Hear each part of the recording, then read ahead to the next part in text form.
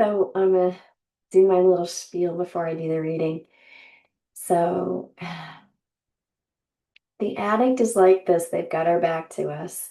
And the loved one's trying to communicate. And it creates just a tremendous amount of frustration. The addict doesn't want you to know what they're up to. They don't want to talk. They want to share. They're in love with their addiction. They want to keep doing their addiction.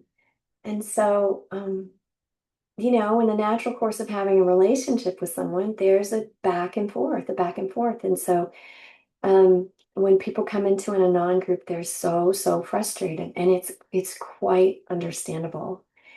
Um, and so that group has to be a confidential, safe place where you can share. You can't name names. You can just talk about you and your frustrations and what's going on inside of you and why.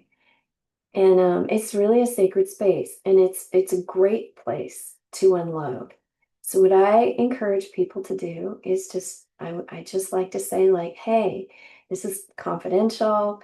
This is where you can come in and you can say what's really, going on inside of you and get it out of you. Basically upchuck, cry, whatever it needs, rant. There's a lot of things that go on.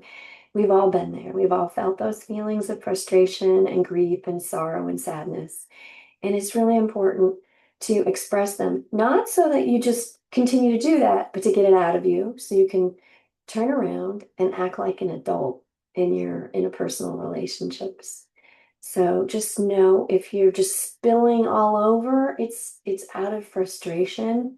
We all have a need to communicate and get things resolved. And when someone won't talk to you, that creates just tremendous stress inside of an individual. So this is a lovely, lovely writing. So January 11th, 2026. I feel like the luckiest person in the world because I found a second family, and I'm a very real part of it. In my new family, I am accepted just as I am. I never have to pretend or wear a mask over my feelings. I can speak freely and know that my words won't leave the room. In my new family, people empathize when I share my troubles, but instead of trying to solve my problems for me, they allow me the dignity to do so on my own. They do offer their experience, strength, and hope.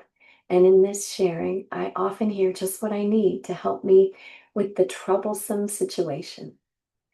In my new family, love is not a point system. I don't have to earn love from others. It's a it's given freely as a gift. And I don't have to earn my place in the sun. I can just relax and be myself. So today's reminder, when a loved one's addiction brought me to Al-Anon, I found a new second family, a family that helped me discover the me that had been hidden for so long, a family that will always be there for me. Today, I will enjoy having a place where I really belong. And the quote is, for me, addiction has proven to be a bitter, sweet legacy.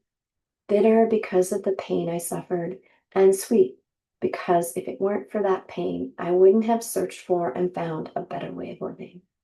And that's from Al Anon Faces Alcoholism. All right. So, what I'd like to say is it's the addicts in my life that have been the greatest blessing. So, my father, I come from an alcoholic family. I'm half Irish. So, the whole family was addicted to alcohol in some sense. Um, my dad drank every day of my childhood. He didn't stop drinking until I was uh, out of the house and in college. And I would have to say that he was a very sweet and sensitive individual who was really um, misunderstood in his family of origin and very frustrated, didn't know how to deal with it. And, that turned to self-pity. What we see in addicts is they're all having their own little pity party, looking for an excuse to go engage in their addiction. Oh, this went wrong. Oh, I'll drink over it. Now this was wrong. Oh, I'll go game, or someone looked at me the wrong way. Yep, gonna go do that thing I want to do. And so they're engaged in a fantastic pity party. But that's their story. But what I like to say is one of the greatest blessings in my life have been the addicts in my life. They forced me to look at myself in some pretty extreme ways, and they brought about huge change in who I am. And I'm ever so grateful. I wouldn't wish addiction on anyone. And so I just want to make that clear. But I really want to say that, yeah, the addicts in my life have been a tremendous blessing to me. And I really see how God uses every difficult thing to bless us. So again, embrace the suffering, don't run from it, be transformed by it. It's not a curse, it's actually a blessing. It's just disguised somewhat. All right. Um,